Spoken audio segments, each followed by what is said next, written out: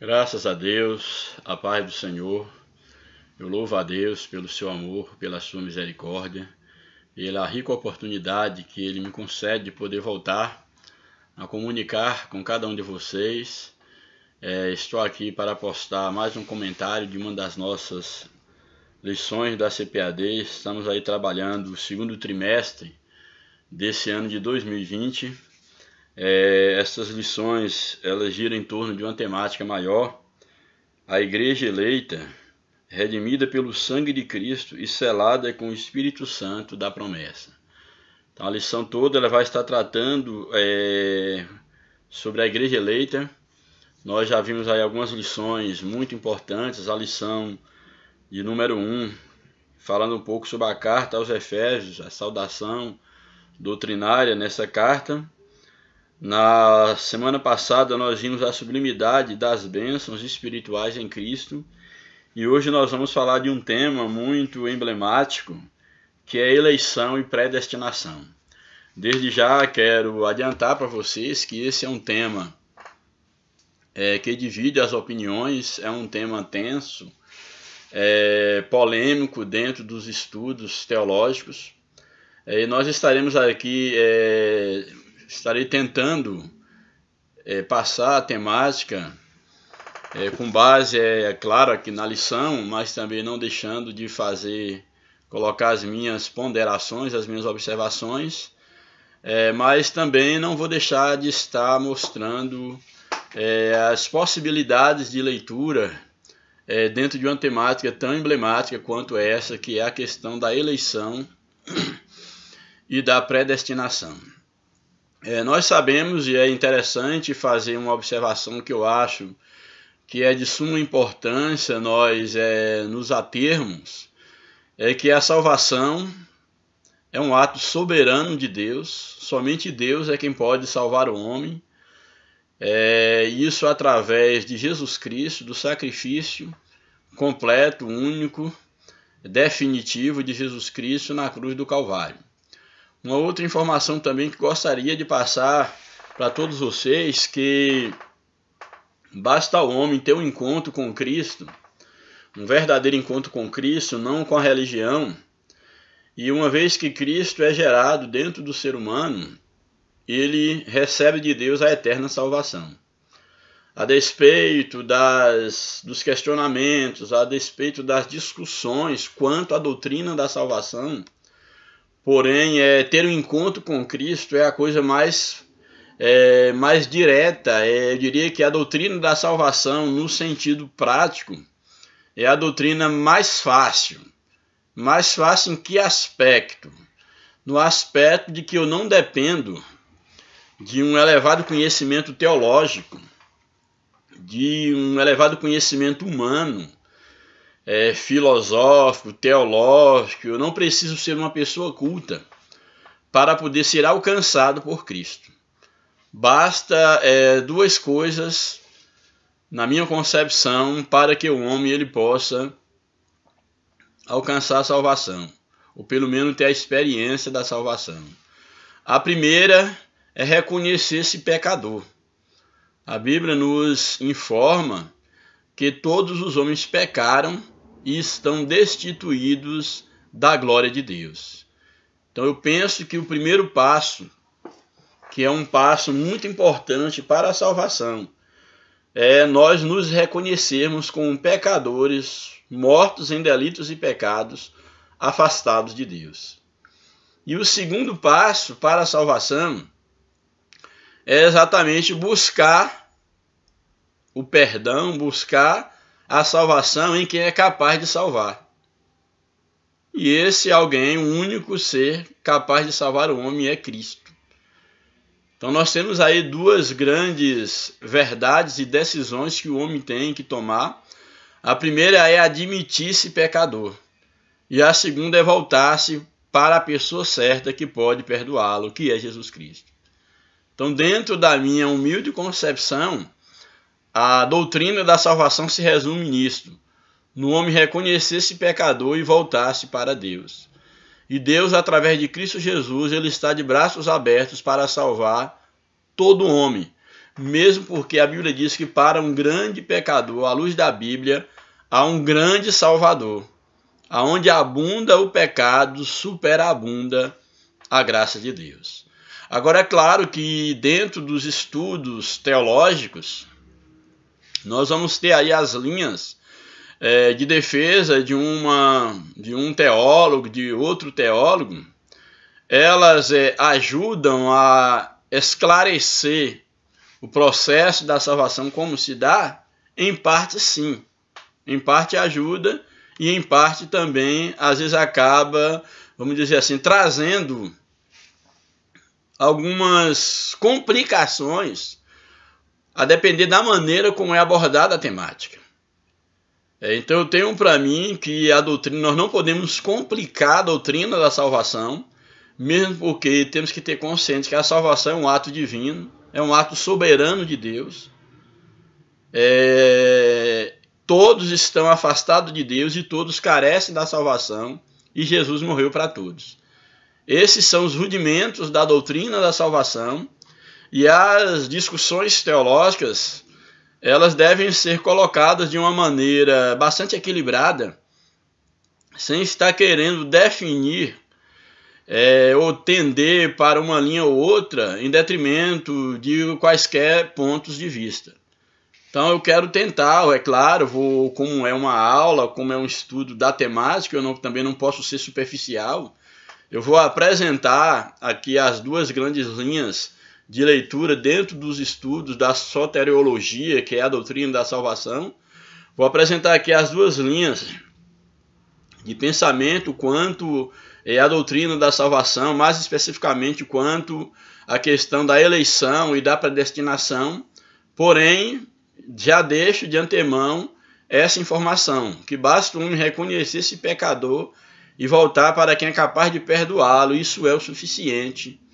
E a ideia de voltar não é simplesmente confessar com a boca, é de fato se abrir para uma vida de relacionamento com Deus. Louvado seja o nome do Senhor. Bem, então aí o título da lição de hoje, lição número 3, de 19 de abril de 2020, a lição nos traz como um título eleição e predestinação. É interessante nós observarmos aí os termos, porque o título da lição, como o título de qualquer obra, ele deve contemplar o coração, a síntese da obra ou do assunto em questão. Então a ideia de eleição, todos nós já temos a ideia do que é uma eleição. Se nós partirmos para o contexto aí político, nós percebemos que várias pessoas se colocam para serem apreciadas, se candidatam, por exemplo, para uma eleição, seja ela para qual for o âmbito aí da política, seja vereador, um prefeito, um deputado na esfera estadual, federal, um senador, um presidente, no caso da República, seja lá qual for o cargo, ele se coloca dentro de um país democrático, pelo menos, vamos trazer para a nossa realidade, as pessoas, no caso, os candidatos, eles se inscrevem observando os pré-requisitos para poder lançar uma candidatura, os pré-requisitos básicos, quanto à idade, a questão da filiação de um partido, no caso no nosso país, etc. E essa pessoa, então, ela vai fazer aí a sua campanha para poder conquistar, no caso aí, os eleitores, para que, finalmente, no dia da eleição, essa pessoa ela seja eleita, ela seja escolhida. Então, a ideia de eleição fala exatamente dessa possibilidade de alguém se manifestar o desejo de exercer um cargo, exercer uma função e ser apreciado ou apreciada por outros, correndo, num caso, o risco de perder uma eleição ou de ser eleito para o cargo que essa pessoa, no caso, ela pretende. Então essa é a ideia de eleição, de ser escolhido, lembrando que essa escolha ela parte do princípio de ter cumprido alguns requisitos e dentre esses a quantidade de votos necessário para ser eleito. A ideia da predestinação é exatamente, nós vamos olhar aí dentro do contexto que a lição ela vai apresentar, mas eu quero adiantar aqui nesse primeiro momento, só para nós termos assim uma noção de antemão da temática, para quando nós entrarmos na temática, nós tivermos um pouco mais de tranquilidade para entender o tema. A ideia da predestinação vem exatamente, aqui a lição nos apresenta, de determinar antes. Então, a predestinação, a lição nos apresenta o conceito de determinar antes. Ou seja, há um destino, e aqui no caso, o predestino já está determinado antes que o destino ele seja necessariamente efetuado. Ou alguns podem ter a leitura de uma predestinação de conhecer o destino previamente, que seria uma outra leitura do que seria predestinação. Mas, com base no que a lição nos apresenta, a predestinação é exatamente a atitude, em termos aqui literais, que a lição apresenta, de determinar antes. Então, determinar antes seria a predestinação. Então, seria esse pré-determinar antes, seria a predestinação. Depois eu vou entrar, é claro, no mérito desses termos e nas discussões. Então, basicamente, aí a princípio, no título, nós temos esses dois elementos. O elemento, o conceito de eleição e o conceito de predestinação. Aí, logo na sequência, no texto áureo, nós temos aí Efésios 1, 4 a 5, esse texto. Ele aparece aí na leitura bíblica em classe, então só vou lê-lo, não vou comentar neste momento. Também lembrando vocês que eu vou ter o cuidado de procurar deter na lição, apesar de que o tema ele é, num caso, muito abrangente, vou trazer algumas informações extras, mas em relação à questão dos textos bíblicos, uma vez que o livro básico que nós estamos lendo para todo esse trimestre é o livro de Efésios, então eu não vou aprofundar em outros textos do livro de Efésios, porque o capítulo, o livro de Efésios, melhor dizendo, ele vai ser distribuído aí no decorrer das lições, para não correr o risco de estar aprofundando em um texto agora e ter que estar fazendo a mesma coisa em lições posteriores. Então aí o texto bíblico que é nos apresentado na leitura bíblica em classe é apenas o capítulo 1 de Efésios, dos versos 1 até o 12. Então eu vou procurar me deter só apenas nesses versos, a não ser que haja uma necessidade extrema para que eu vá para outros versos aí do livro de Efésios. Bem, então aí no livro de Efésios, capítulo 1, verso 4 a 5, nos diz o seguinte, aí no texto áureo: como também nos elegeu nele antes da fundação do mundo, para que fôssemos santos e irrepreensíveis diante dele em amor, e nos predestinou para filho de adoção por Jesus Cristo, por si mesmo, segundo o beneplácito de sua vontade. Aí a verdade prática nos apresenta. Aqui já, na verdade prática, ela já nos traz aqui algumas proposições que de fato já expressa a linha de pensamento de uma corrente teológica, que é exatamente a linha, no caso aqui do comentarista da lição, que é a linha de boa parte dos movimentos aí dentro do âmbito evangélico. É uma linha, eu diria, que defendida pela maioria, mas não necessariamente por todos. Uma parte considerável defende essa leitura da eleição e da predestinação. Bem, então o que a verdade prática nos apresenta é o seguinte: segundo a sua presciência, Deus elegeu e predestinou para a salvação os que creriam e perseverariam, melhor dizendo, na fé em Cristo Jesus. Olha, essa verdade prática, uma vez que ela já, vamos dizer assim, ela já está vendendo uma leitura teológica, antes de fazer algumas observações específicas na verdade prática, uma vez que essa verdade prática basicamente é o fio condutor de todo o teor discursivo da lição, então eu quero apresentar aqui, para nós apreciarmos aqui, as duas grandes correntes que analisam a questão da salvação, como isso se dá, e que surge exatamente as discussões quanto à eleição e à predestinação. Primeiro momento, apresento, não vou necessariamente apresentar nessa ordem, mas nós temos aí então um teólogo, um estudioso, chamado Armínio, que ele defendia um ponto de vista, ou pontos de vista, em relação a como se daria a salvação, qual era o estado do homem diante de Deus e como era efetuado o processo da salvação. Então Armínio tinha uma leitura, e aí, é claro, os discípulos de Armínio divulgaram as suas teorias, que são os 5 pontos principais do arminianismo. Em contrapartida, nós temos o Calvino, tinha uma leitura quanto à salvação, e aí os discípulos de Calvino eles vão defender, no caso, uma teoria, no caso aí conhecida como calvinismo, contrapondo aqueles pontos levantados pelo arminianismo, certo? Então nós vamos ter aqui 2 correntes teológicas, de um lado o arminianismo e de outro lado o calvinismo. Em síntese, o que nós podemos observar é que o arminianismo ele não defende a ideia da predestinação, pelo menos da maneira como o calvinismo entende.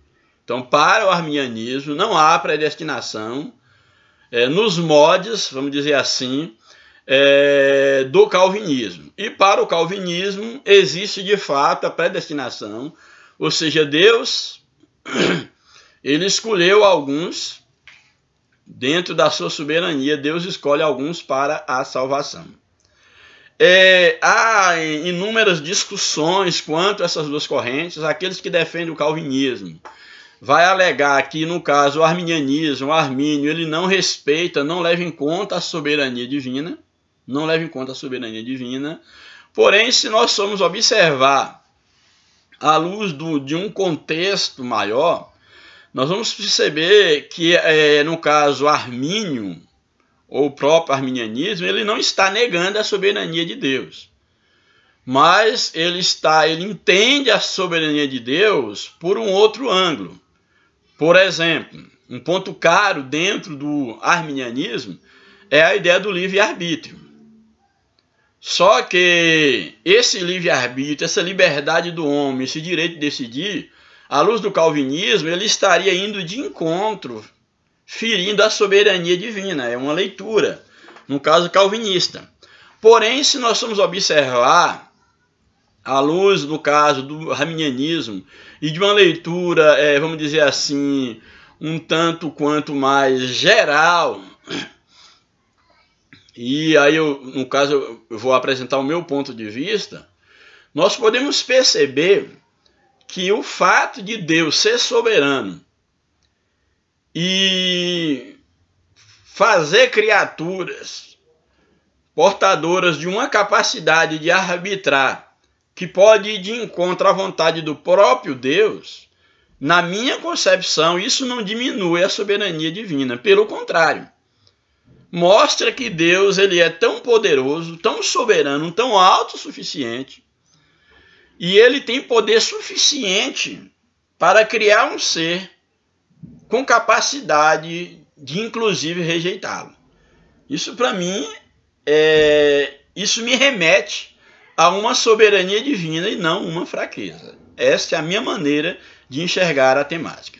Bem, mas vamos então, para não divagarmos muito nas nossas reflexões, vamos então aqui apresentar aqui os 5 pontos do arminianismo e os 5 pontos levantados pelo calvinismo para combater o arminianismo.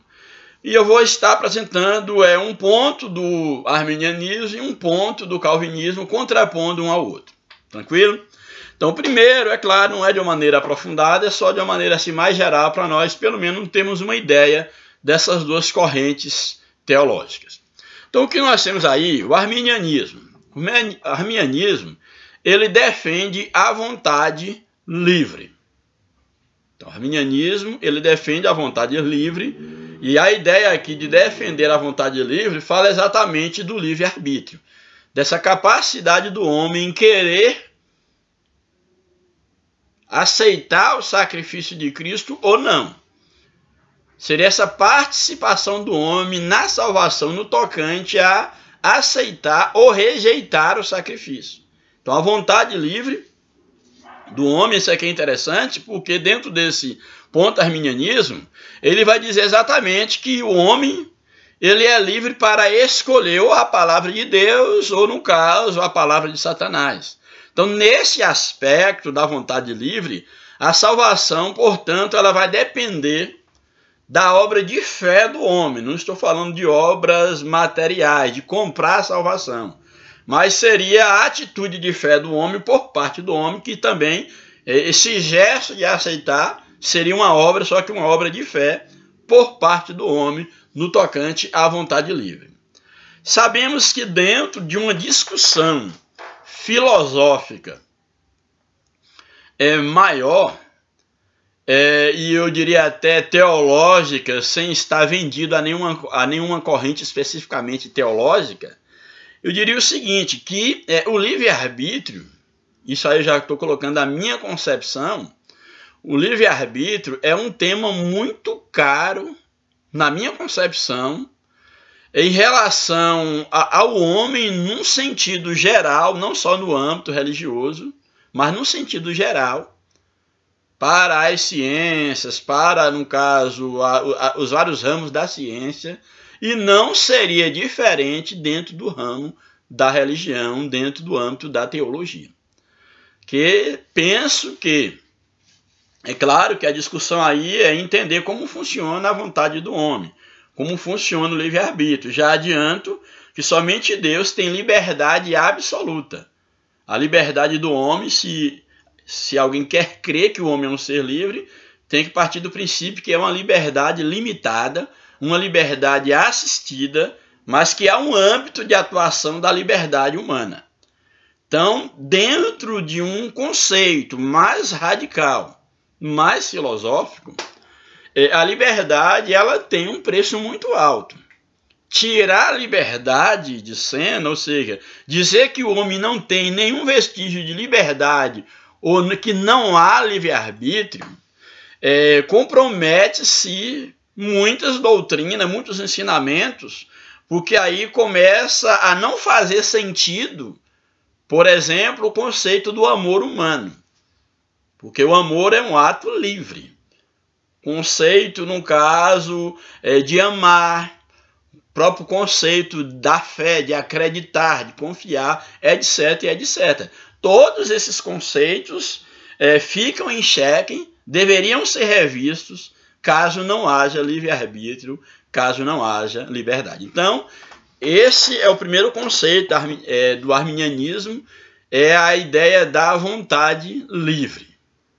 Em contraponto, o calvinismo ele apresenta o conceito de depravação total. O que é a depravação total em contraste com a vontade livre? O que o calvinismo apresenta é que o homem foi depravado na sua totalidade. Ou seja, o homem ele é totalmente depravado, ele nunca se tornou totalmente escravo de Satanás. Por isso ele é totalmente incapaz de exercer sua própria vontade livremente. Então a vontade do homem ele é incapaz de, por conta própria, incapaz de exercer essa vontade para se salvar. Não há no homem nenhuma capacidade de querer voltar-se para Deus, de escolher Deus, vamos dizer assim, uma vez que ele foi depravado na sua totalidade. Portanto, ele depende da obra de Deus, totalmente da obra de Deus, para vivificar, não é isso? Para que ele possa crer em Cristo. Esse conceito, ele é um conceito, vamos dizer assim, que se deve reprovar? Não. Porque se nós formos observar, de fato, o homem, ele sofreu o pecado, melhor dizendo, à luz da Bíblia, ele atingiu o homem na sua inteireza. O homem foi manchado no seu espírito, que é uma outra linha também muito tênue de discussão. Nós podemos dizer, pelo menos o seu espírito ficou amortecido, então ele foi alcançado. no seu espírito, na sua alma e no seu corpo pelo pecado. De fato, sim, o pecado atingiu o homem na totalidade. Porém, a ideia aqui calvinista é que o homem ficou totalmente depravado, que não há no homem nenhuma possibilidade de exercer uma livre vontade no tocante de voltar-se para Deus. Ou seja, o homem está totalmente, vamos dizer assim, é como se a imagem de Deus, a semelhança moral, que quando nós falamos de imagem e semelhança de Deus, isso tem a ver com aspecto ético, aspecto moral. Quanto à forma física, aí é uma outra discussão. Mas a depravação total seria no sentido do homem ter perdido total contato com Deus. No sentido que é impossível, por sua conta própria, ele escolher a salvação. Diferente da vontade livre, no caso do arminianismo. Então essa é uma linha, porém, nós vamos perceber que aí você merece algumas ponderações, porque se no homem se há uma depravação total no tocante a voltar-se para Deus, e aquelas manifestações do homem, manifestações, vamos dizer assim, morais comum do homem quanto a fazer o bem ao próximo, a minimamente ainda ter um mínimo senso de temor e respeito pelas coisas sagradas. O que dizer, por exemplo, da atitude de amar alguém, de acreditar em alguma coisa? Isso seria algo totalmente, o homem estaria desprovido totalmente desses valores? Esses valores são valores apenas religiosos? Porque a gente percebe que na prática que existem pessoas que não têm nenhuma iniciação religiosa, nenhum vínculo com igreja nenhuma, não professa a fé cristã, vamos colocar assim de uma maneira mais direta, porém tem atitudes benéficas, tem atitudes boas, tem boas iniciativas. Então, se essas pessoas têm boa iniciativa e elas não têm nenhuma comunhão com Deus, essas iniciativas, em certo sentido, não é algo de Deus que ainda resta no homem, no tocante a querer fazer o bem ou o mal, não seria algum vestígio, marca do Criador na criatura? Então a ideia da depravação total, uma coisa é dizer que o homem ele foi atingido em todas as áreas do seu ser, isso é bíblico. Mas outra coisa é dizer que não há no homem nenhum bem, nenhuma possibilidade, bem entenda, a Bíblia mesmo coloca que a inclinação do homem é constantemente má, ou seja, o homem pende mais para o que é mal, mas o homem se tornou totalmente depravado, totalmente mal, a ponto de não ter mais nada de Deus nele. E aí Deus ele tem que, no caso, chamar alguns e os demais, e as atitudes, e as manifestações que os demais têm. Manifestações, vamos dizer assim, influência de quê?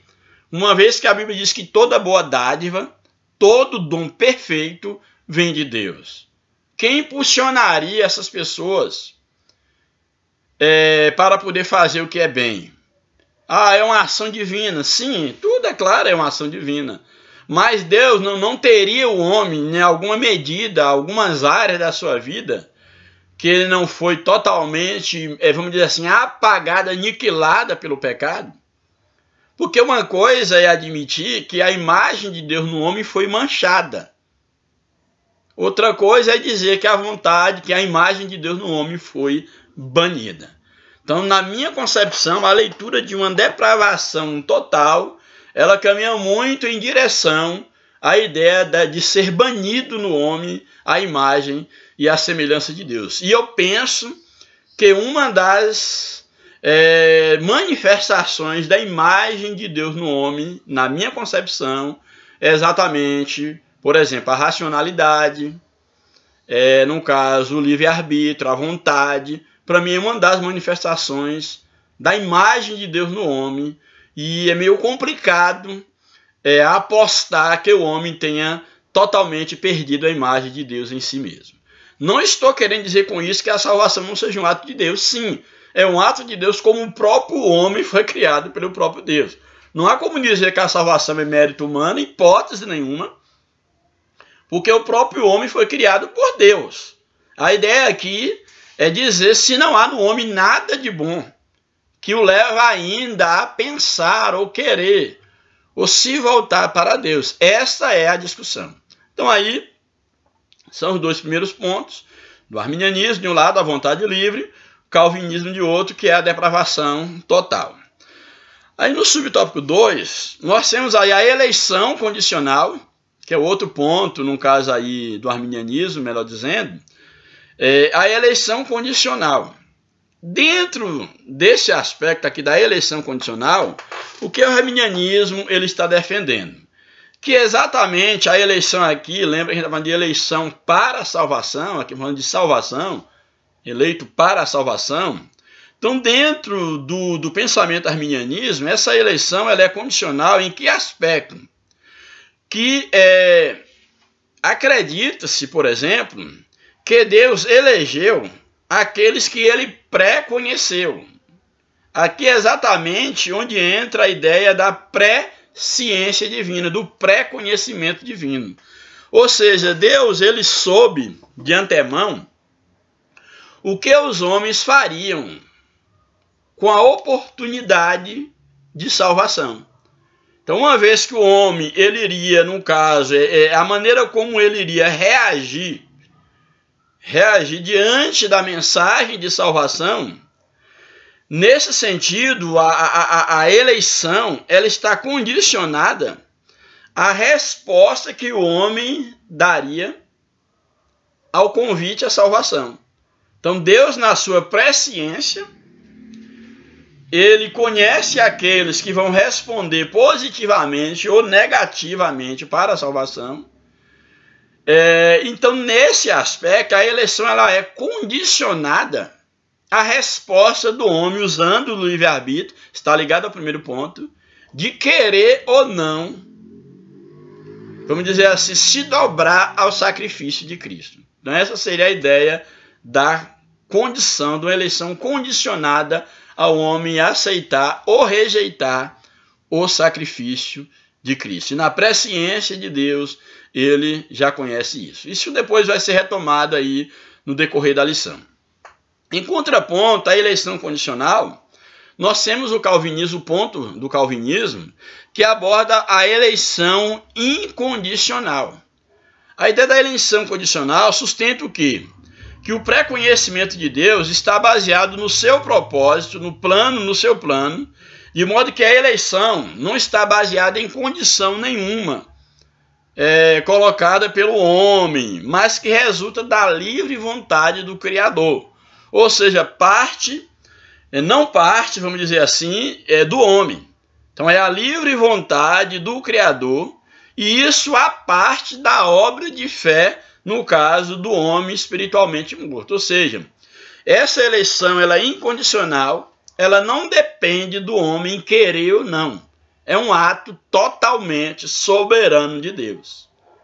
Então, nesse aspecto aqui, para o calvinismo, isso aqui é um ponto muito rico, muito caro, porque vai abordar exatamente a ideia da soberania divina. Então, Deus, ele é soberano e Deus salva porque ele é Deus. E isso independe da participação do homem, no sentido de querer aceitar ou não. É um ato soberano de Deus, não depende de atos de fé por parte do homem, porque tudo vem de Deus. Então essa é uma maneira de entender a ideia da eleição incondicional. Terceiro ponto do arminianismo é a expiação universal. A expiação universal que vai contrapor com a expiação limitada do calvinismo. Esse, na minha concepção, é um dos pontos mais significativos dentro de uma leitura, no caso do arminianismo, e que é claro que o calvinismo tem os seus textos para poder contrapor a esse ponto do arminianismo, porém, nós vamos perceber que há muitas passagens na Bíblia que terão que ser, vamos dizer assim, reinterpretadas, que se faça uma releitura, no caso calvinista, uma vez que há vários textos na Bíblia que nos apresentam uma expiação universal. João 3,16, por exemplo, diz que Deus amou o mundo. Mundo aqui não é o mundo cósmico, que Deus também ama. Aqui, mundo aqui não é mundo, as atitudes dos homens, que também em dado contexto chama-se de mundo. Mundo no sentido, não é mesmo mundo, nem que no mundo há, e no caso é numa más atitudes, as práticas do mundo. Mas mundo aqui fala de pessoas. Deus amou o mundo de tal maneira, Deus amou a humanidade, Deus amou as pessoas de tal maneira. Então, quando João 3,16 diz que Deus amou o mundo, todos, de tal maneira que deu seu Filho unigênito, para que todos aqueles que crê não pereça, mas tenha a vida eterna. Primeiro nós temos uma ideia de um amor universal, que Jesus morreu por todos. E dentre esses todos, todo aquele que crê, e a ideia de crer envolve um ato de liberdade, e se todo o mundo que Deus amou ele crê, com base nesse texto, ele será salvo. Então isso é um ponto muito forte dentro da leitura do arminianismo, a ideia da expiação universal. Então olha o que esse conceito da expiação universal nos traz. Então para o arminianismo, eles vão assegurar que Cristo morreu para salvar não alguns em particular, no caso aqueles predestinados, aqueles escolhidos, selecionados, como um grão selecionados, não. Então, no caso aqui o arminianismo, a morte de Cristo, Cristo morreu para salvar todos, não alguns em particular, porém, essa salvação era oferecida, no caso a vida eterna, é oferecido a todos, ou oferecida a todos, aqueles que exercem a sua vontade livre em aceitar o sacrifício de Cristo. Então, é uma expiação universal. Todos serão salvos? Depende do homem, no caso aqui. E aí eu vou dizer, todos serão salvos? Não. Porque todos não serão salvos. Porque nem todos vão usar da sua liberdade, segundo a leitura, no caso aqui arminianista, porque nem todos vão querer a salvação. Então, nesse aspecto aqui, a expiação é para todos, é universal, porém, somente aqueles que exercem a sua vontade e aceitam o oferecimento para a vida eterna, esses, de fato, o sacrifício de Jesus será efetivado em suas vidas. Então, essa é a ideia, mas a expiação seria universal. Por sua vez, o calvinismo vai apontar que a expiação ela é o que? Limitada. Como se daria isso? Então, segundo o calvinismo, Cristo morreu para salvar pessoas determinadas, que eles foram dadas pelo Pai desde a eternidade. Então, a expiação limitada, já existem pessoas que foram selecionadas por Deus, porque Deus fez isso, porque Ele é soberano, segundo essa leitura. Ele não precisa dar satisfação a ninguém das suas escolhas, e Ele escolheu uns para a vida eterna e outros para a perdição eterna. Então, nesse aspecto aqui, a expiação ela é limitada, ela é para aqueles que Deus, no seu propósito, na sua soberania, Ele tenha escolhido. Então, essa é a ideia da expiação limitada. O quarto argumento do arminianismo é que a graça ela pode ser impedida. Por sua vez, o calvinismo vai apontar a graça irresistível. Qual a ideia da graça poder ser impedida? Numa leitura do arminianismo, é o seguinte, ele vai nos apresentar que ainda que o Espírito Santo procure levar os homens para Cristo, para se converterem, o Espírito de Deus ele pode ser resistido pelo homem. O homem pode dizer não à voz de Deus. Há textos na Bíblia nesse aspecto? Sim, muitos. A própria Bíblia nos apresenta que quando ouvirdes a voz de Deus, do Espírito de Deus, não endureçais o vosso coração, não resistais o Espírito de Deus, com o qual fostes selados para o dia da redenção. Então, de fato, o que o arminianismo coloca aqui é que a graça salvadora ela pode ser impedida na vida do homem que não quer ser salvo. Ou seja, Cristo morreu por todos, a salvação é oferecida a todos, inclusive a igreja é uma agência de propagação do evangelho que apresenta Cristo como um salvador, porém compete ao homem querer ou não. Então, uma vez que alguém diz não para Deus, para o convite do evangelho, diz não, resiste o Espírito Santo, então essa graça ela pode ser impedida. Então, nesse aspecto, o arminianismo diz que a graça ela pode ser impedida, porque o homem, no uso do seu livre-arbítrio, ele pode dizer não para Deus. Por sua vez, o calvinismo vai dizer o contrário, que a graça ela é irresistível, ou seja, vai apresentar que a graça não pode ser obstruída, no caso, não pode ser obstruída, visto que ela é irresistível, ou seja, ninguém pode resistir à graça de Deus. Então, nesse tocante, quando Deus ele chama, Deus tem, no caso, os seus eleitos, aqueles que foram, vamos dizer assim, eleitos por Deus. Então, essa eleição, esses que foram eleitos, que estavam mortos no pecado, tal que, eles são vivificados para Deus, são orientados. E no tempo certo, eles vão ser vencidos pela graça de Deus, mesmo porque eles não podem resistir à graça de Deus, o convite para a salvação, uma vez que Deus os elegeu, Deus os escolheu. Então, segundo o calvinismo, eles não podem resistir o poder da graça divina. E o último ponto do arminianismo, para contrapor com o calvinismo, é que o homem ele pode cair da graça. Isso aqui é muito interessante e também emblemático. O que nos mostra aqui esse ponto, o homem pode, no caso de cair da graça, que para o arminianismo é o seguinte, não há essa questão do homem sendo salvo, uma vez que a salvação, por exemplo, ela parte do ato do homem dar ouvido ao convite de Deus para a salvação. Então o homem pode chegar a um determinado momento que ele queira se afastar de Cristo. Então o arminianismo vai propor o seguinte, olha, que muito logicamente que o homem, sendo salvo por um ato da sua própria vontade, livremente exercida, aceitando a Cristo por uma decisão própria, ele pode também perder-se depois de ter sido salvo, se resolver mudar de atitude para com Cristo rejeitando.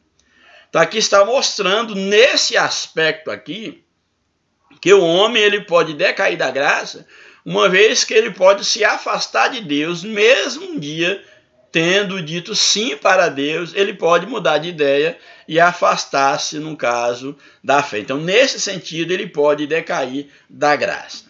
Em contraponto, o calvinismo vai apresentar a perseverança dos salvos. Ou seja, o que ele vai apresentar? Ele vai sustentar que a salvação, desde que a salvação é uma obra realizada, inteiramente pelo Senhor, o homem não tem nada que fazer diante disto, é óbvio que, no caso, permanecer salvo é também uma obra de Deus. Então, aqueles que são escolhidos, que são chamados, predestinados, eles permanecerão salvos, uma vez que a salvação é uma obra totalmente de Deus. Então, isso quer dizer o quê? Que o salvo, ele não se perde. Seria nesse sentido. Olha, se depender do âmbito que nós olharmos a questão, nós podemos dizer o seguinte, o salvo, de fato, ele se perde? É claro que não. O salvo se perde? Não. Porém, nós temos que entender aqui como se dá o processo de salvação. Porque, por exemplo, aqueles que verdadeiramente são salvos, Deus os conhece. A despeito agora das discussões teológicas de como se dá o processo, se no caso, uma escolha divina, ou se o homem entra com a sua contrapartida de aceitar o sacrifício ou não, Se ele é salvo num sentido eterno, num sentido final, é claro que o salvo é salvo. Porém, a nossa salvação, assim, grosso modo falando, ela está em Cristo, em permanecer, em estar em Cristo e permanecer em Cristo. Então, a ideia de estar em Cristo, que eu penso que é o ponto-chave de tudo. Porque, de fato, Deus, na sua presciência, ele sabe que o salvo é salvo, desde que ele tenha sido alcançado pelo sacrifício de Cristo. Então, eu penso que depende do ângulo de leitura. Porque uma coisa, por exemplo, a nossa salvação, a Bíblia diz que é melhor o fim do que o começo das coisas. A nossa salvação não está em nós mesmos, não é obra nossa, mas a nossa salvação está em nós nos mantivermos em Cristo até o dia da nossa morte ou do arrebatamento da igreja. Então, nesse aspecto, aqueles que permanecem em Cristo, que seja pelo processo da morte ou do arrebatamento, mas permanecem em Cristo, aqueles que estão em Cristo, de fato, eles não se perdem. Então, nesse aspecto, o salvo, de fato, não se perde mesmo. Se ele é salvo, é porque ele é salvo mesmo. Agora, uma coisa é eu estar pegando a linha do arminianismo, uma coisa é eu estar hoje submisso ao sacrifício de Cristo, e outra coisa é eu sair de Cristo, eu me afastar de Cristo, ou Cristo se afastar do homem. Então eu penso que esse ponto 5, aqui do arminianismo e do calvinismo, os dois, eles devem ser analisados como os demais, mas especificamente esses dois, eles devem ser julgados com uma ótica, de maneira que, se por exemplo, se uma pessoa de fato ela é salva mesmo, e Deus já conhece na sua presciência, ela vai cair da graça? Não. Isso vai, no caso, por exemplo, ao encontro e não de encontro, a perseverança dos santos. Porém, o problema aqui a ser analisado é a ideia da perseverança dos santos, de como se dá esse processo. Esse processo se dá por via unilateral, sem levar em conta o homem querer ou não estar e permanecer em Cristo. É um determinismo que nós vamos discutir um pouco mais à frente. Esses pontos devem ser esclarecidos. Porém, o que leva aqui em consideração é que, de fato, aquele que é salvo, não o que foi, mas o que permanece, o que é salvo, Ou é salvo vendo pelo âmbito, no caso do arminianismo, pela presciência de Deus, ou pelo âmbito do calvinismo, como uma determinação de Deus. Se ela é salvo, e isso está fora de cogitação. Agora, é claro que as discussões elas não são tão rasas assim, mas como aqui a ideia é só apresentar aqui os pontos, no caso dos dois grandes teólogos aí dentro desse âmbito da discussão teológica, eu quis fazer essa apresentação. Agora eu irei para a lição propriamente dita. Nós vamos ver então aí, à medida da leitura da lição, o que de fato aí o comentarista ele está nos apresentando. Então, voltando à verdade prática que nós havíamos lido no início, parei para mostrar essas linhas, mostrando que a lição ela segue uma linha do arminianismo, que é a defesa da maioria, certo? Bem, então, na verdade prática aí o arminianismo, a leitura nos diz o seguinte, segundo a sua presciência, Deus elegeu e predestinou para a salvação os que creriam e perseverariam na fé em Cristo Jesus. Então, em síntese, aqui está resumindo as ideias de Armínio. O que o comentarista aqui ele está colocando aqui é o seguinte, ele está dizendo que segundo a presciência de Deus, ou seja, Deus tem a ciência prévia. A ideia de presciência é a ciência que fala de conhecimento, só que aqui é um conhecimento prévio. Então, o que o comentarista está apresentando é que na presciência, nesse conhecimento prévio de Deus, Deus elegeu e predestinou, só que a eleição e a predestinação é em decorrência daquilo que Deus viu na sua presciência, o que cada um faria com o convite para a salvação. Se ele creria ou não. Nesse caso aqui, esses que foram eleitos e predestinados foram aqueles que creram no sacrifício de Cristo, e Deus viu isto de uma maneira antecipada na sua presciência. Deus viu que esses creriam, perseverariam na fé em Cristo Jesus. Então, nesse aspecto, estes já foram eleitos e predestinados. Não porque Deus determinou, mas porque eles creram no sacrifício de Cristo e eles perseveraram em Cristo. Como Deus, ele conhece o fim desde o começo, então esses já foram eleitos e já foram predestinados, porque Deus, na sua presciência, já os conhece. É basicamente isso que a verdade prática está nos apresentando. Aí nós vamos então para a leitura bíblica no livro de Efésios. Inclusive, esses textos nós já lemos alguns deles na semana passada, nós já lemos também alguns deles, retomamos, como nós fizemos ali a leitura praticamente do todo o capítulo 1. Então, alguns textos nós já lemos, eu vou estar detendo apenas mesmo nesses textos. Então, Efésios capítulo 1, verso 4 ao 12. Verso 4 diz assim: como também nos elegeu nele em Cristo, antes da fundação do mundo, para sermos santos e irrepreensíveis diante dele em amor. Então aqui esse primeiro verso 4, diz que em Cristo Deus nos elegeu antes da fundação do mundo. Por que antes da fundação do mundo?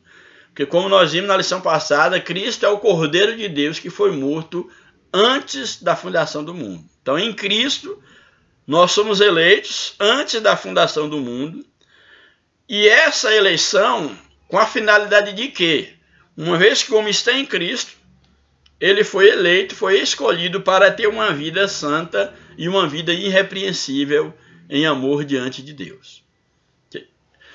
Ou seja, fomos eleitos em Cristo para vivermos uma vida santa, dedicada para Deus e demonstrar o amor de Deus, tanto o amor para com Deus, como também o amor para com o próximo. Para isso é que nós somos eleitos. O verso 5.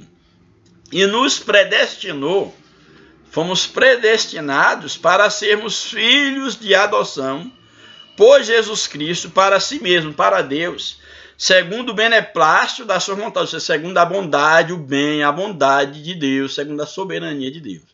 Aqui o que o verso 5 nos apresenta é que Deus nos predestinou para que nós nos tornássemos seus filhos adotivos por intermédio de Jesus Cristo, com um ato soberano da vontade divina, porque é Ele quem pode salvar através de Jesus Cristo, o homem criado por Ele mesmo.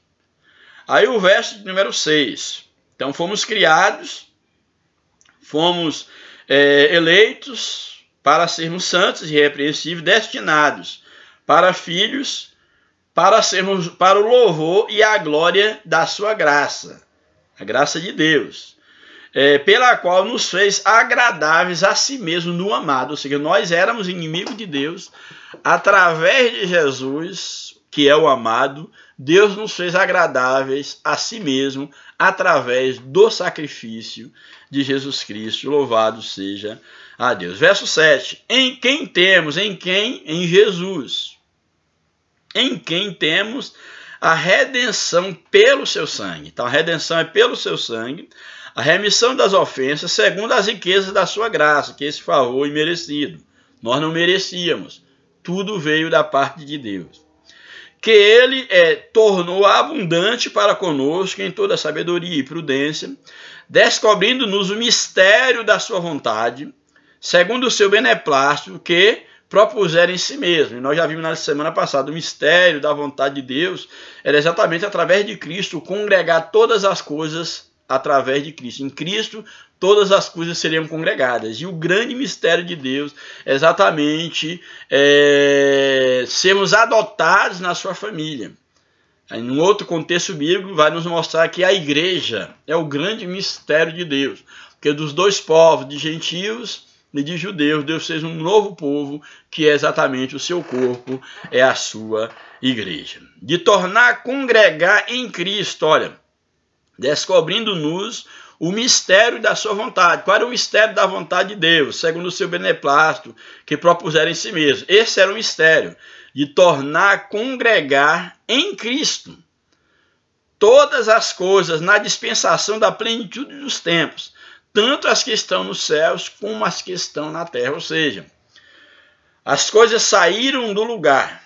Cristo veio exatamente para congregar, para reunir, para trazer as coisas de volta, tanto as que estão nos céus como as que estão na terra. Verso 11, nele digo, em que também fomos feitos herança, havendo sido predestinados conforme o propósito daquele que faz todas as coisas segundo o conselho da sua vontade, ou seja, segundo a sua soberania, Deus faz todas as coisas, inclusive o homem e as faculdades que Deus deu ao homem. Verso 12, com o fim de sermos, qual a finalidade de tudo isso? Para sermos o louvor da sua glória, nós, os que primeiro esperamos em Cristo. Aqui nós, Paulo está falando dos judeus. E aí na próxima lição, o texto continua falando também dos gentios. Então primeiro nós, os judeus, já que a salvação veio para os judeus. Primeiro a salvação é dos judeus, mas também Cristo nos chamou. Tudo isso como um ato soberano de Deus. Bem, vamos para o comentário da lição. Quero fazer novamente outra observação. Esse é um tema que dentro das discussões teológicas é um tema de debate, é um tema de discussão. Eu não estou aqui querendo ter a pretensão de bater o martelo, de encerrar o conteúdo, de fechar uma temática, em hipótese nenhuma. Apresentei as duas linhas de pensamento, é claro, não tem como eu esconder, vamos dizer assim, a minha identificação, não identificação com correntes, porque você não precisa conhecer nada de arminianismo, você não precisa conhecer nada de calvinismo para pensar, para poder, vamos dizer assim, se posicionar diante da doutrina. Às vezes depois é que sai aí encaixando cada um em compartimentos segundo as suas ideias ou segundo aquilo que lhe parece mais conveniente. Mas a ideia aqui é exatamente apresentar e aí cada um se identifique com aquilo que acha que seja mais convincente. Porém, retomo o que eu falei a princípio, o mais importante é reconhecer que somos pecadores e que a salvação só através de Cristo Jesus. Bem, então vamos para... Aí a introdução da lição nos apresenta. A eleição e a predestinação são temas importantes na compreensão da doutrina da salvação. Esses vocábulos ligados entre si elucidam o plano divino de salvar os pecadores. Nessa lição abordaremos os conceitos bíblicos e a interpretação pentecostal, que é essa leitura arminianista, referente à eleição e à predestinação. Aí o primeiro tópico da lição, eleitos para uma vida santa e irrepreensível. Aqui o comentarista já está dizendo qual o propósito da eleição. Fomos eleitos para quê? Para uma vida santa e irrepreensível. A dádiva da eleição precede a nossa existência. Aqui está mostrando o quê?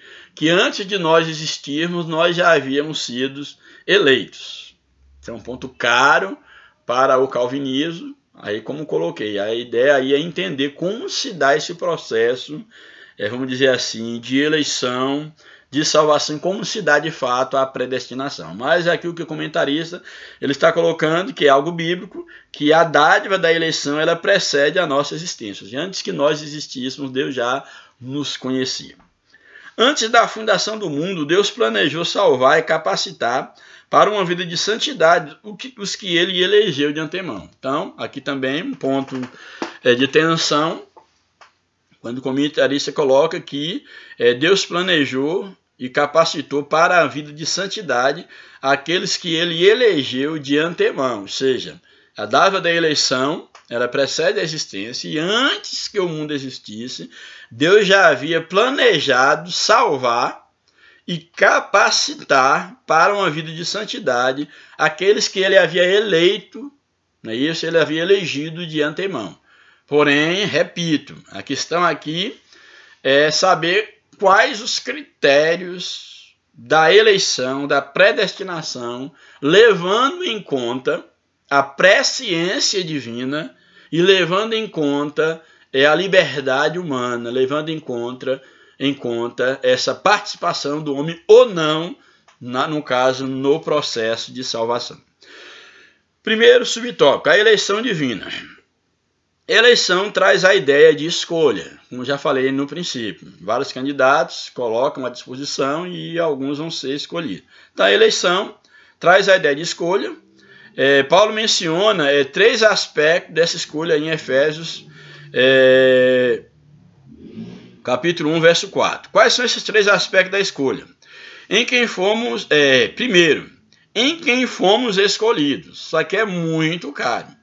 Primeiro grande aspecto da escolha é que fomos escolhidos em Cristo. Então essa é uma escolha, o quê? Uma escolha cristocêntrica. Ou seja, quem não está em Cristo não está escolhido. Então na presciência de Deus, Deus predestinou para a salvação todos aqueles que estivessem em Cristo. Eu acho que essa é uma chave de leitura muito rica. Muito rica. Percebemos que todo aquele que está em Cristo já está predestinado para a salvação, porque uma vez que Cristo é o varão aprovado por Deus, é o cordeiro eleito morto antes da fundação do mundo. Então, nesse aspecto, a nossa eleição ela consiste exatamente em Jesus. Então, como funciona? Como é que nós somos escolhidos? Somos escolhidos em Cristo. Então é uma eleição cristocêntrica. Está em Cristo está escolhido. Também, em que tempo se deu essa escolha? Antes da fundação do mundo. Por quê? Porque Cristo já era o Cordeiro de Deus morto antes da fundação do mundo. E qual era a finalidade dessa escolha? Nós somos escolhidos para sermos santos e irrepreensíveis estando em Cristo. Então esses são aspectos muito ricos, 3 aspectos fundamentais da eleição divina. Então fomos escolhidos para isso. É interessante nós observarmos aqui o comentarista, ele coloca algo aqui bem interessante sobre o estudioso, que diz o seguinte: para que fôssemos santos e irrepreensíveis, Donald Stamps, editor da Bíblia de Estudo Pentecostal, afirma que a eleição de pessoas ocorre somente em união com Jesus Cristo. Só é eleito aqueles que estão unidos em Jesus Cristo. E que ninguém é eleito sem estar unido a Cristo pela fé. Olha que maravilha. Ninguém é eleito sem estar unido a Cristo pela fé. Ou seja, Deus elegeu a igreja desde a eternidade, antes da fundação do mundo, segundo a sua presciência. Então nós somos eleitos antes da fundação do mundo, segundo a presciência divina. E há um texto aqui no livro de 1 Pedro, é um texto riquíssimo, muito importante, que eu quero ler para a nossa meditação. 1 Pedro 1:2. Olha o que nos diz esse texto.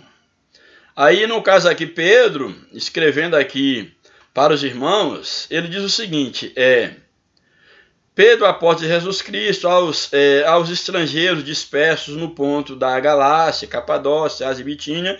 Aí o verso 2, a esses irmãos, ele vai referir a esses irmãos que é uma amostra da igreja, o que aqui cabe a esses irmãos, cabe à igreja como um todo, uma vez que essa epístola de Pedro aqui ela é uma epístola, vamos dizer assim, não pode ficar restrita apenas para esses irmãos, mas é uma epístola que serve, vamos dizer assim, de instrução para a igreja como um todo. Diz o seguinte, então ele se dirige a esses irmãos e diz o seguinte: eleitos, esses irmãos, eles foram eleitos, o que Pedro está dizendo aqui, eleitos segundo a presciência de Deus Pai.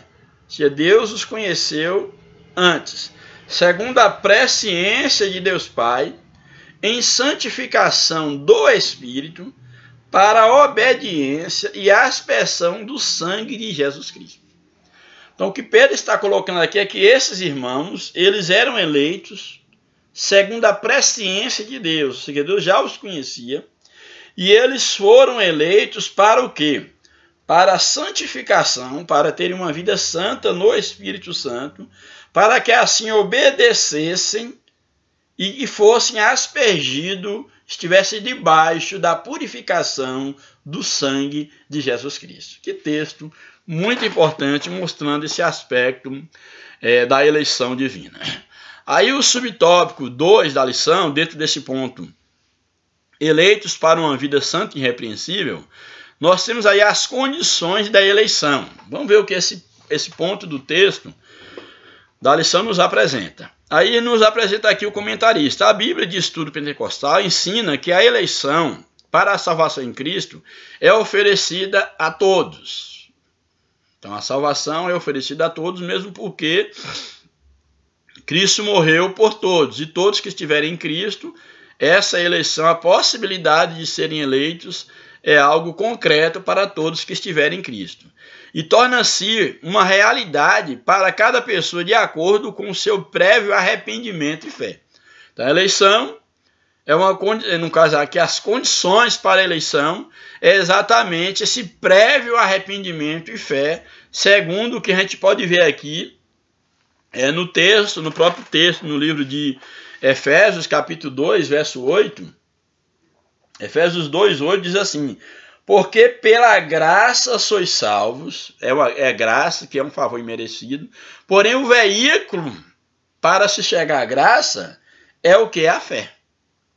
Então olha o que o texto está dizendo, porque pela graça sois salvos, e a salvação é uma obra da graça de Deus. Porém, por meio da fé, isto não vem de vós, é dom de Deus. A salvação é um ato soberano, é o favor imerecido, somos salvos pela graça, porém a graça se manifesta, abraça-se a graça por meio da fé. E quem inspira a fé no coração do homem também é Cristo, sem sombra de dúvida, mas é um ato, é uma atitude também da parte do homem, o ato de crer ou não crer, senão não faria sentido. Nem todos creem, uns creem, outros não. Então, nesse aspecto aqui, o que o texto está colocando é exatamente isto. Cada pessoa, de acordo com o seu prévio arrependimento e fé. Entretanto, esse meio, olha que isso aqui é interessante, ó. Entretanto, esse meio não é meritório e ninguém pode cumpri-lo sem a graça de Deus. É a própria graça de Deus que manifesta a fé no homem. Ninguém arrepende, vamos dizer, simplesmente por conta própria.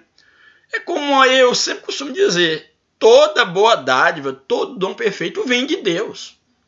As atitudes boas que alguém toma, mesmo não sendo religioso, não tendo nenhum compromisso, necessariamente um compromisso com Deus, ou com Deus da religião, é uma manifestação divina, sem sombra de dúvida. É algo que há no homem, de Deus no homem, que o leva a praticar as boas obras. Não quer dizer que com isso ele seja salvo, é claro.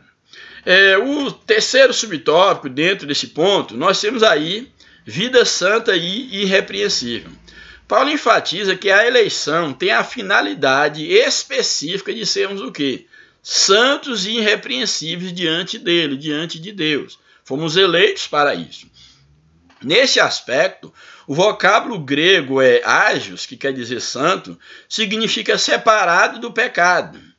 O adjetivo grego é amomos, que quer dizer irrepreensível, expressa algo sem defeito ou inculpável.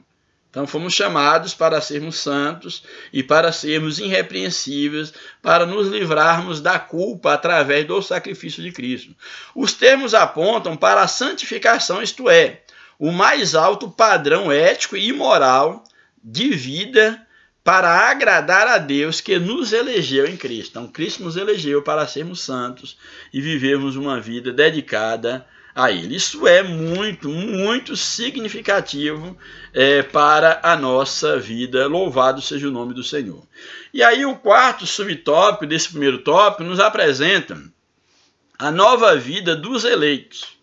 O tema é apresentado com exortações contra o quê? Quando fala dos eleitos, esse tema é apresentado exortando contra, no caso, a velha conduta que o homem tinha antes de ter um encontro com Cristo. A conduta, por exemplo, no tocante à mentira, no tocante ao furto, a palavras torpes, a amargura, a ira, a cólera, São elementos condenáveis que nos remetem à velha vida, e agora nós temos uma nova vida em Cristo.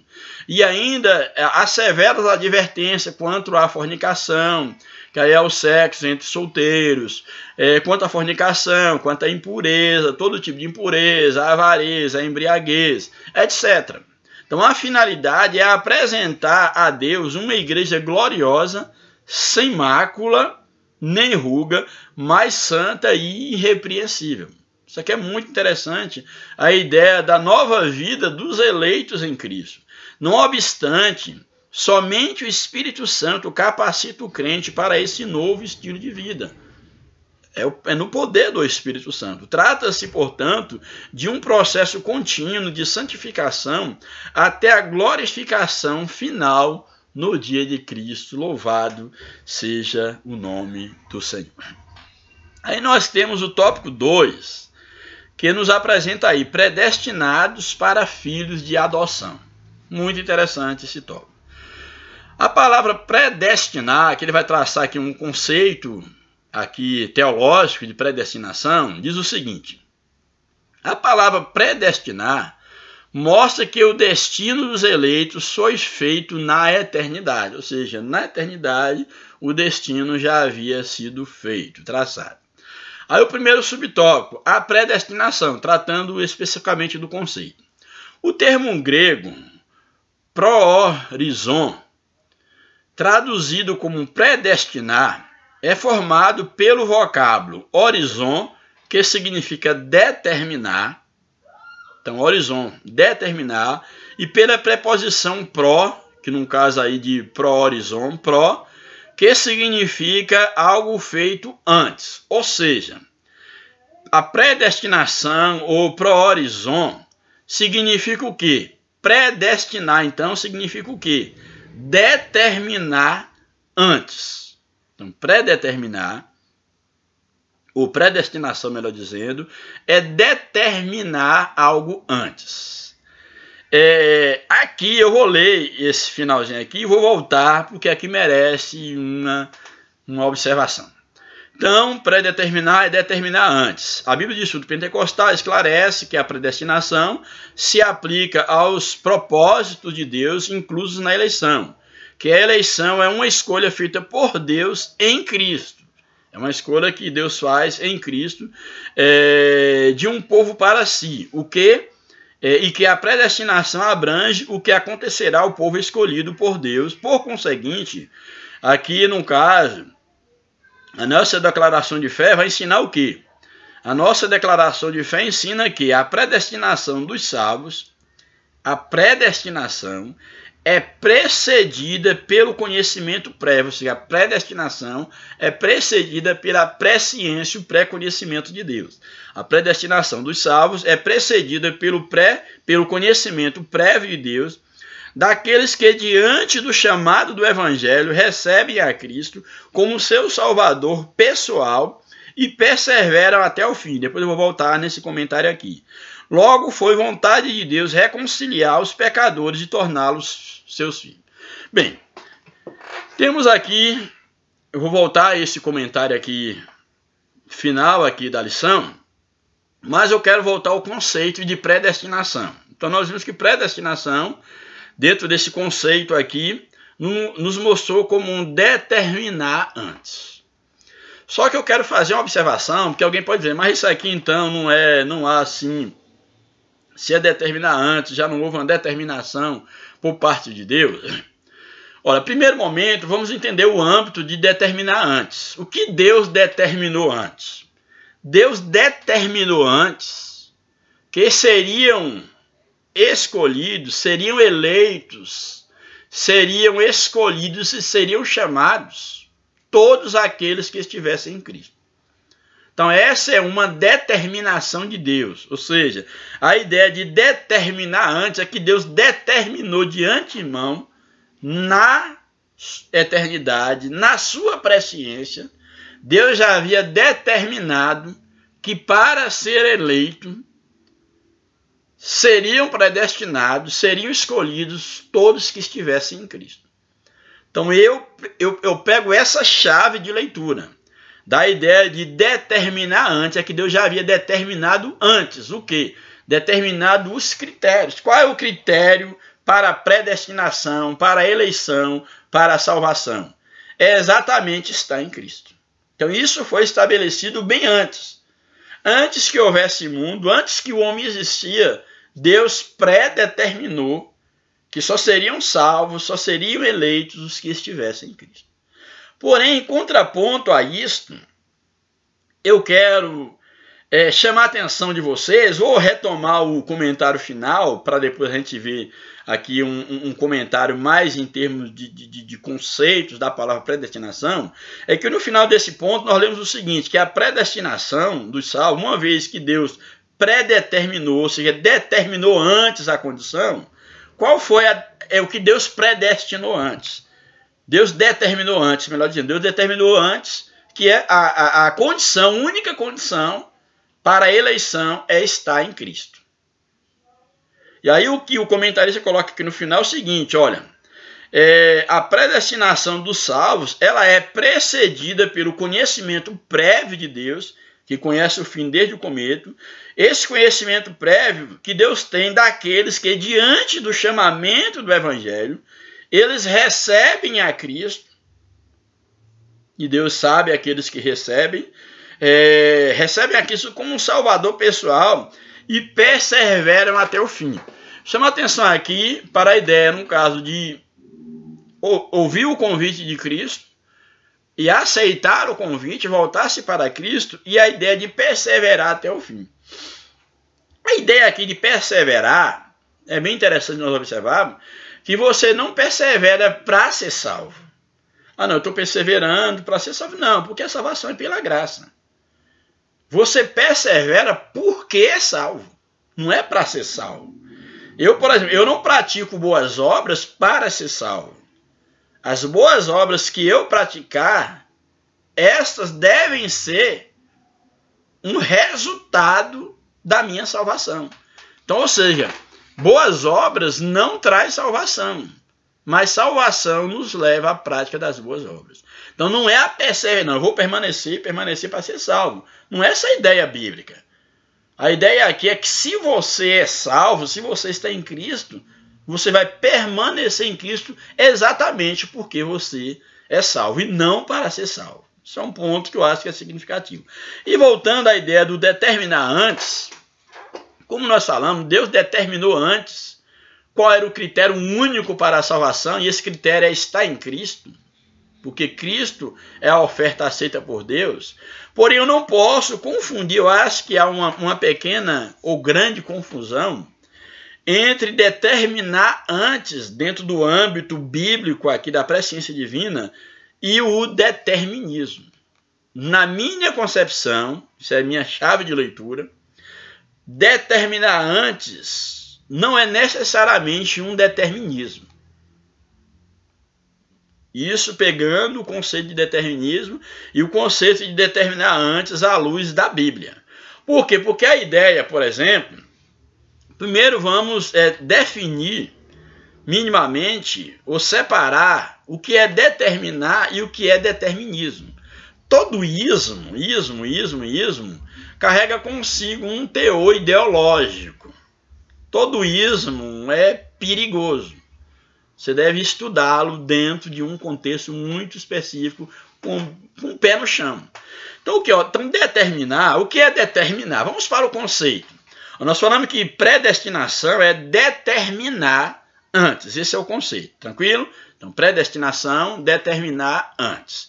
O que é determinar? Determinar é marcar limites. Então, determinar é marcar limites. E esse limite, no caso marcado, aí esse marcar limite, é marcar limite de. Então, determinar é marcar limite de, é demarcar. Então, vamos pegar por esse conceito. Qual foi o limite marcado por Deus? Qual foi a demarcação de Deus para a salvação? Deus demarcou, Deus marcou o seguinte limite, que só é salvo quem está em Cristo. Esse é o limite, esta é a demarcação divina. Então, se alguém está dentro dessa demarcação, dentro desse limite que é Cristo, esse é o sentido que nós podemos retomar do texto de determinar antes. Porque antes Deus determinou um limite. Antes Deus, ele determinou, ele demarcou a condição para ser salvo. E essa delimitação, essa condição, esse marcar limite é exatamente Cristo. Então, isso não é determinismo. Isso não é determinismo. Isso é determinar antes.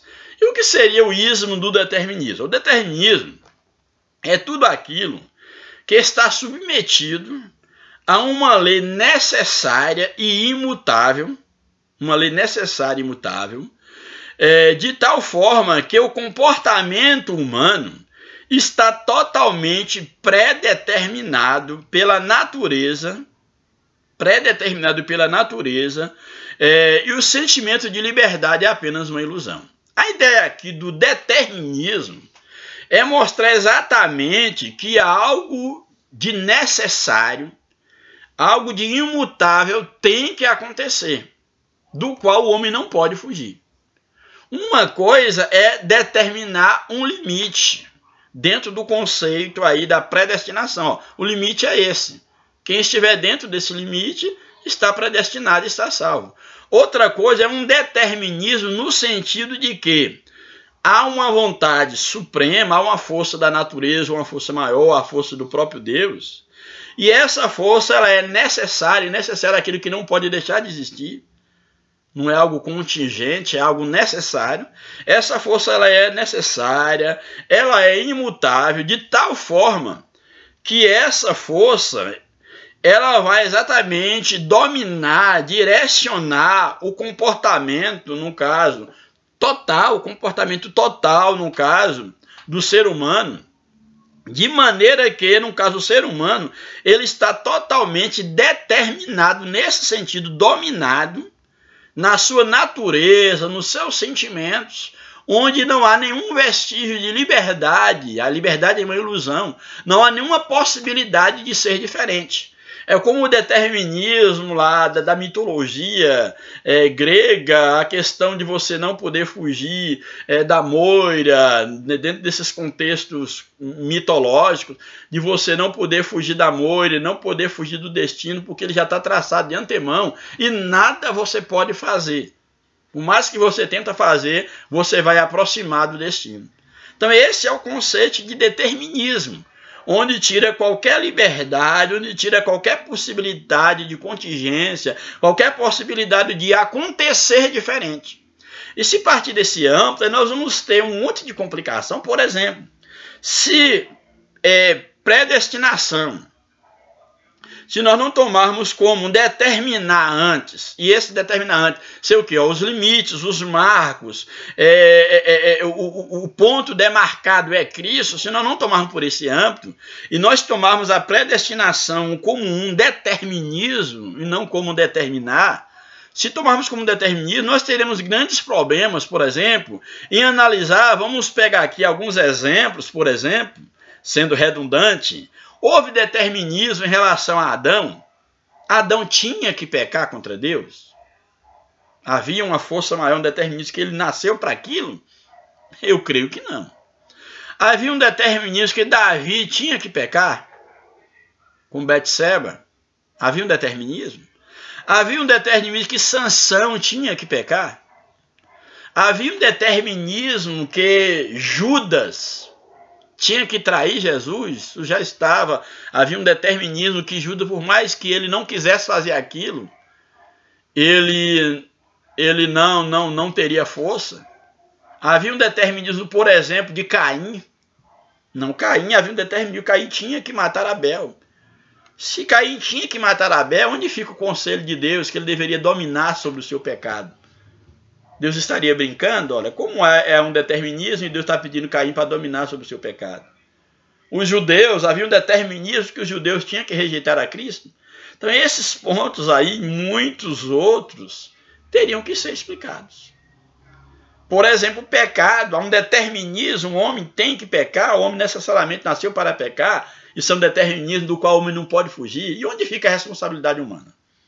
Então esses pontos A Bíblia toda trabalha com a questão de Deus procurando o homem, Deus redimindo o homem, é Deus quem dá força ao homem, é Deus quem capacita o homem. Mas eu particularmente não creio num determinismo.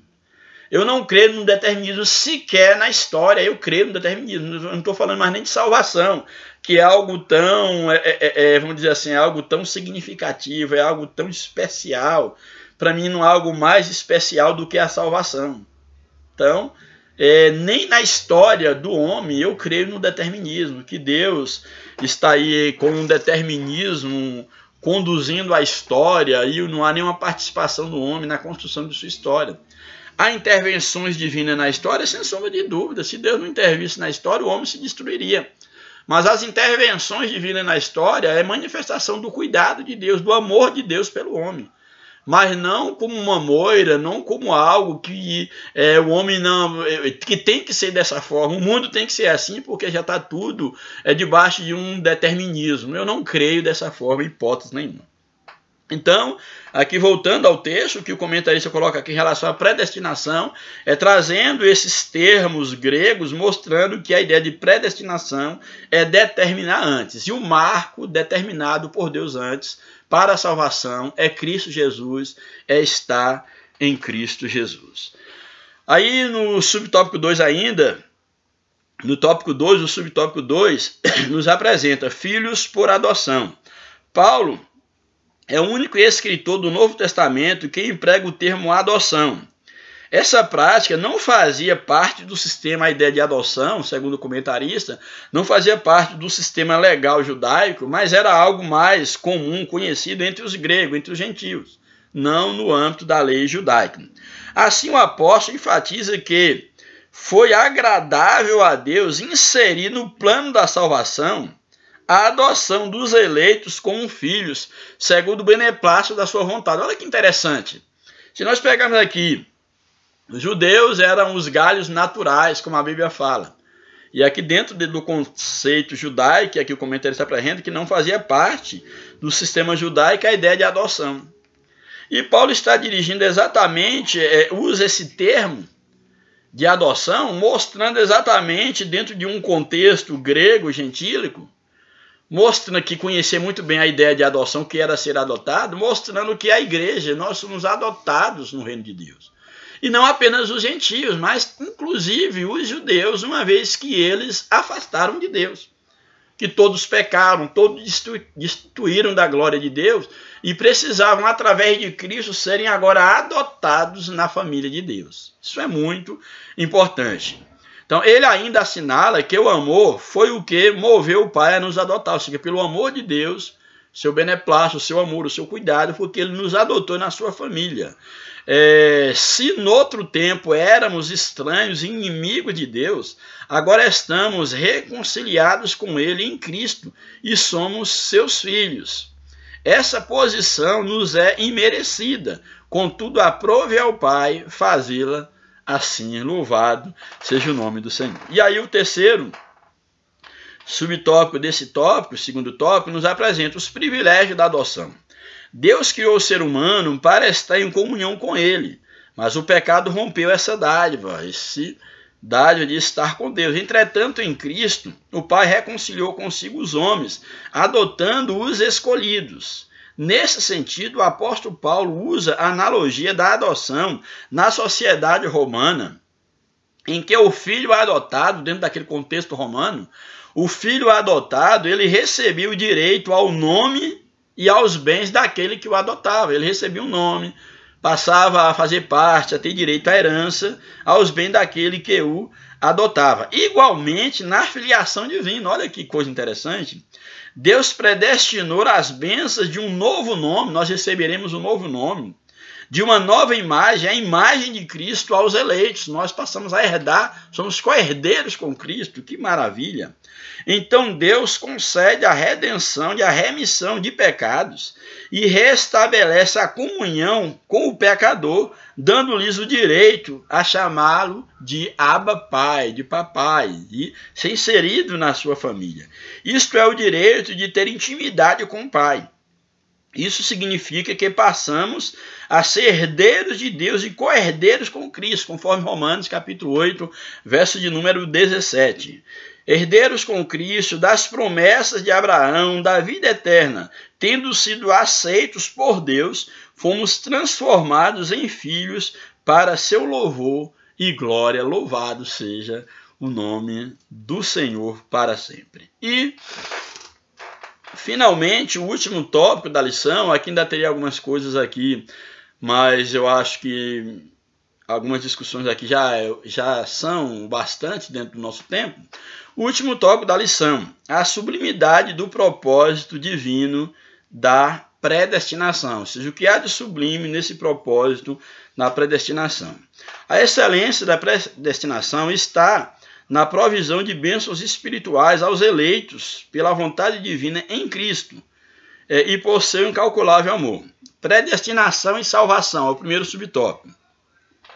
O soberano Deus não predestinou incondicionalmente pessoa alguma à condenação eterna. Isso aqui é muito interessante, achei muito importante essa leitura do comentarista, que Deus não predestinou de forma incondicional ninguém para a perdição eterna.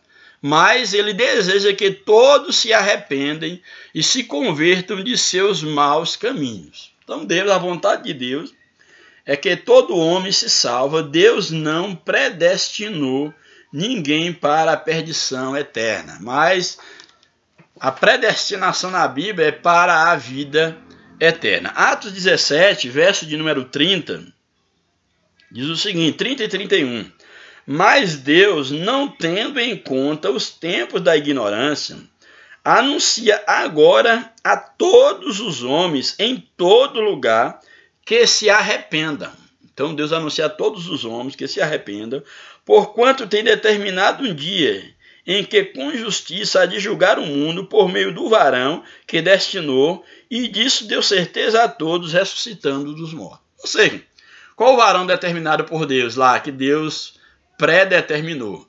Exatamente Jesus Cristo. Então nós vimos aqui que a predestinação ela sempre vai estar ligada à ideia de salvação e não de perdição. Então aqui está o que? Alertando que Deus não leva em conta o tempo da ignorância, que o homem deve se arrepender, exatamente porque um dia Deus haverá de julgar o mundo por meio de um varão que ele predeterminou, que é Cristo Jesus. Louvado seja o nome do Senhor. Nas 6 vezes que a palavra aparece no Novo Testamento, nenhuma dessas faz referência à condenação de pecadores, mas sempre a questão da predestinação para a salvação. Atos, por exemplo, capítulo 4, verso 28, vou só estar lendo, não vou assim aprofundar nos textos. Atos de número 4, verso de número...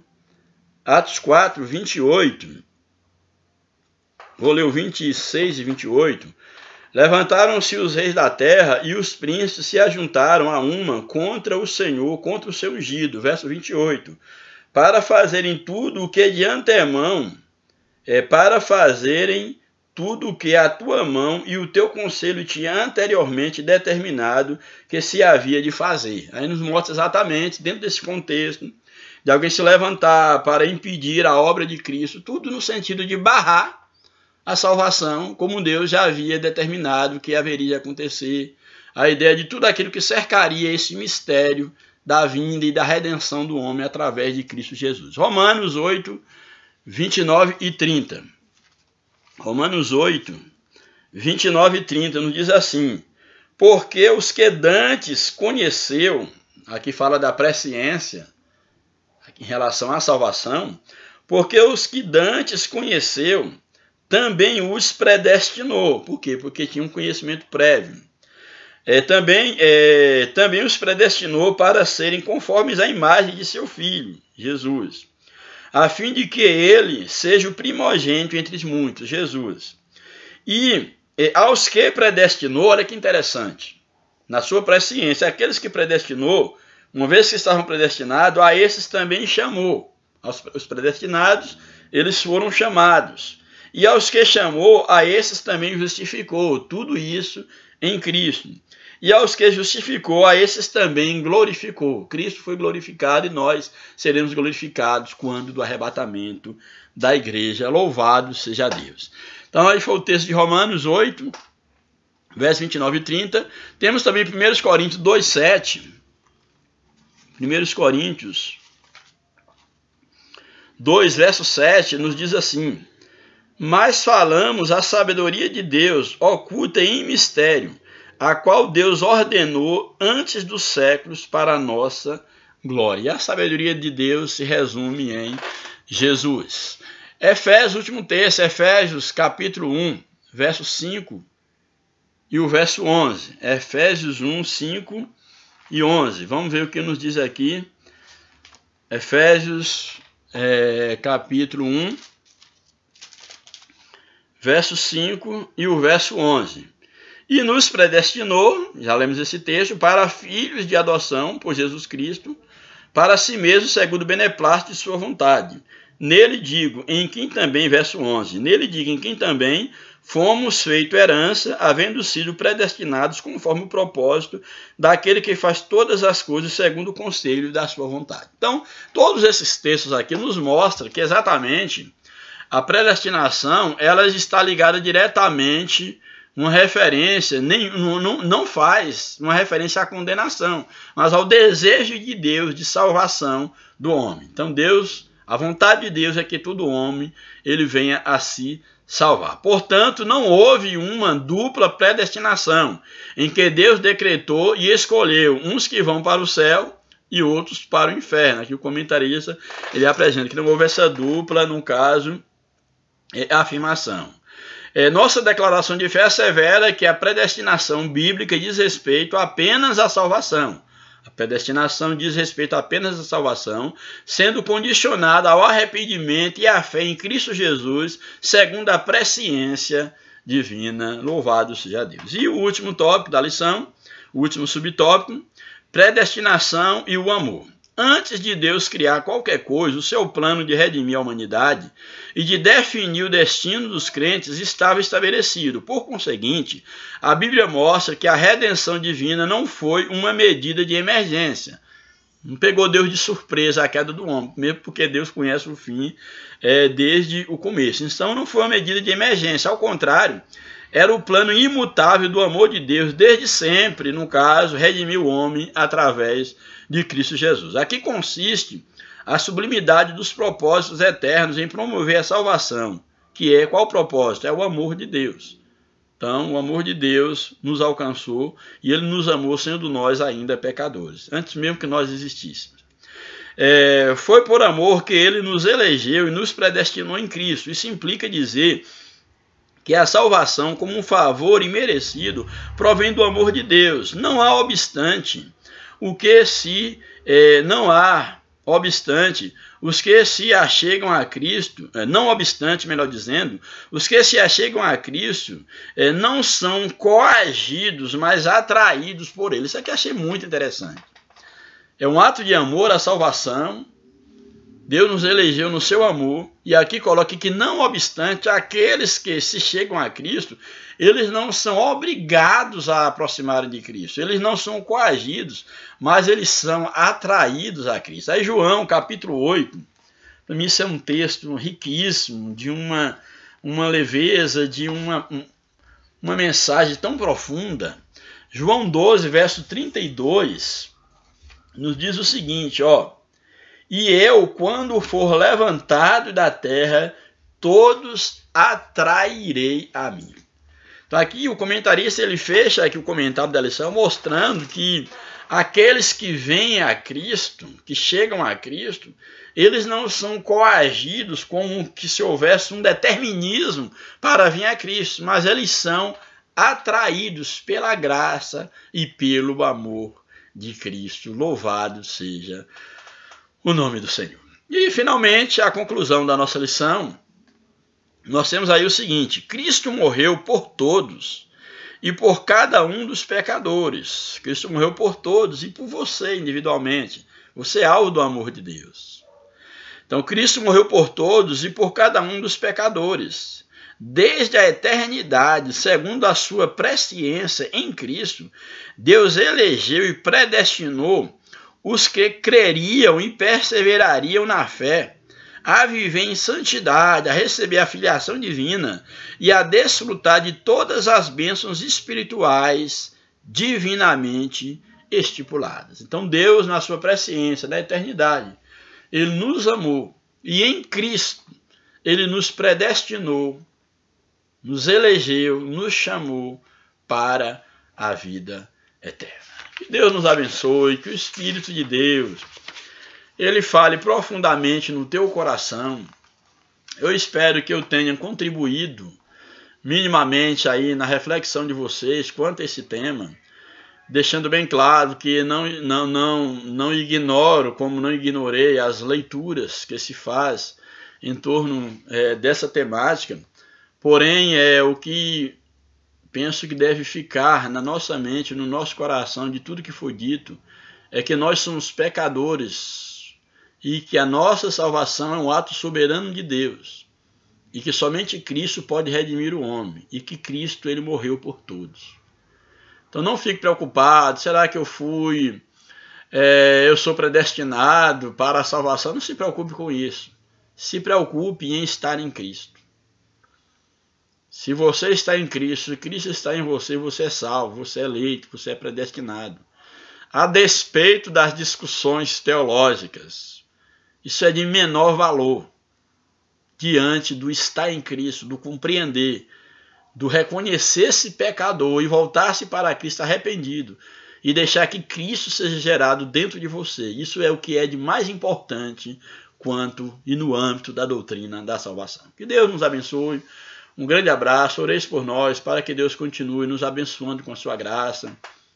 Você que tem acompanhado o nosso trabalho, que tem valorizado o nosso trabalho, continue aí divulgando aí o nosso canal, o nosso vídeo, leve algumas pessoas, nem que seja por curiosidade, para poder estar acessando nossos vídeos, para se inscrever no nosso canal. Eles não terão nada a perder, mas só acrescentar. Aqui nós temos a liberdade de discutir um tema, nós temos aqui a liberdade mínima do pensamento. Nós podemos aqui, no caso alguém tem alguma pergunta, pode fazer aí no canal, que eu respondo com todo prazer. Não sou dono da verdade, mas me coloco à disposição para alguma dúvida, caso queira discutir algum ponto que ficou obscuro, mas que Deus continue te abençoando e que nós possamos estar descansados no amor de Deus através de Cristo Jesus e que possamos conservar a nossa vida diante dele, porque nós somos salvos em Cristo, que é o mais importante. Que Deus nos abençoe. Um abraço, a paz do Senhor, até a próxima oportunidade. Oreis por nós, em nome de Jesus. Amém.